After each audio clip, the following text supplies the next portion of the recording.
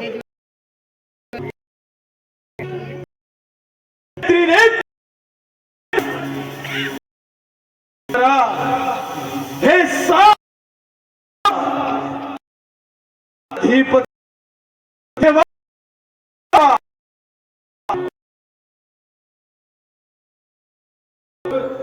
दैत्यराज, प्रथम या कैलास पर्वतावर तुझे स्वागत आहे. भोले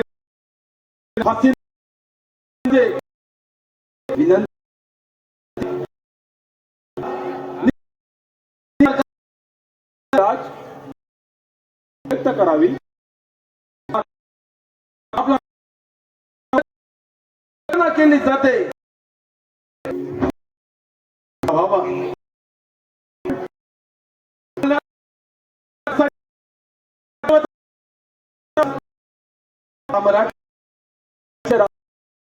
पर्वत मात्र शंका नाही. महादेव, बलाढ्य त्याला सिंधुरासुर आहेत. तपोबलाचं सामर्थ्य एवढं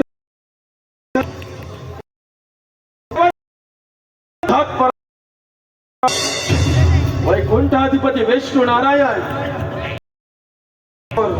निशस्त्र झाले, रणांगण केले. महादेव, विचार आपण करा. दैत्यराज, हा केवळ तुझा भ्रम आहे. दैत्य कुळामध्ये जाऊन सुख आणि समाधानाने राज्य करावे ही तुला विनंती आहे. हा विश्वविधाता भोलेनाथ अभयदान द्यायला तयार आहे. भोलेनाथ, सिंधुरासुराच्या क्रोधात सामंत्रित करू नका.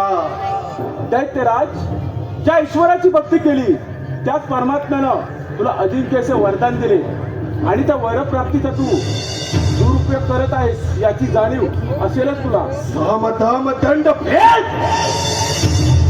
महादेव, एक तर तुमचा कैलास पर्वत सोडा, अन्यथा या महापराक्रमी सिंधुरासुराच्या पराक्रमाला बळी पडा.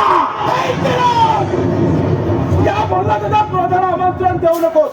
ज्याप्रमाणे प्रज्वलित अग्नी शरदा सन्मान भस्मात होतो त्याप्रमाणे तुझाही भस्म शक्य नाही. महादेव, या नरदेहास मृत्यू, अंत, समाप्ती हे शब्द देखील स्पर्श करू शकत आहेत.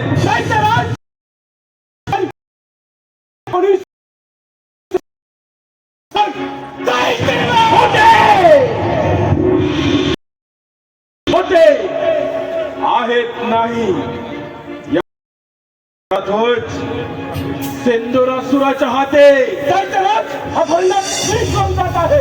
विश्वविधाता कैलास पर्वतावरून येऊन गेला. तेव्हा मी पाहायचं तुला नामानं त्याच्या तुझ्यासारख्या दैत्याची काय कथा. दैत्य दैत्य दैत्य दैत्य आज हात दैत्य तुमच्या छाताडावर थैमान करेल. महादेव, दैत्यराज, या पृथ्वी तलावर मनुष्य जातीचं रक्षण करणे आणि असुरांचा नाश करणे हेच माझे ध्येय आणि हेच माझे कर्तव्य.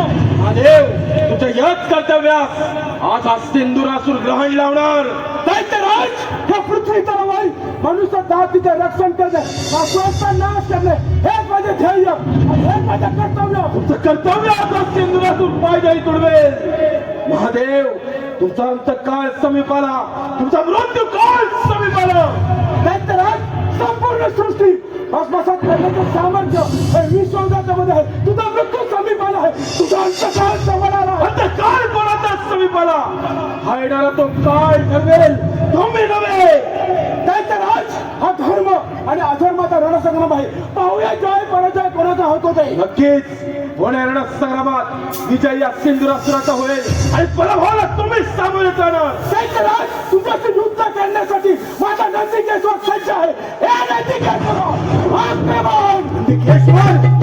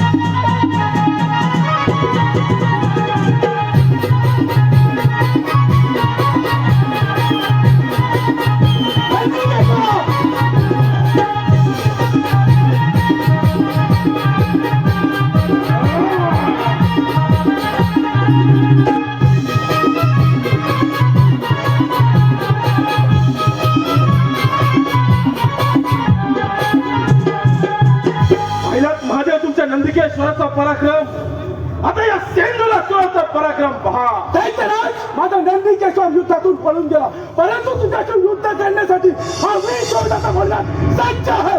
अखंड पृथ्वी पाहताल संपूर्ण ब्रह्मांड हे बोलण्याचा तुझ्या नेत्रामध्ये आहे. जर का तुझ्या नेत्र उघडलं तर क्षणात तुझा भस्मोल हे दैत्यराज.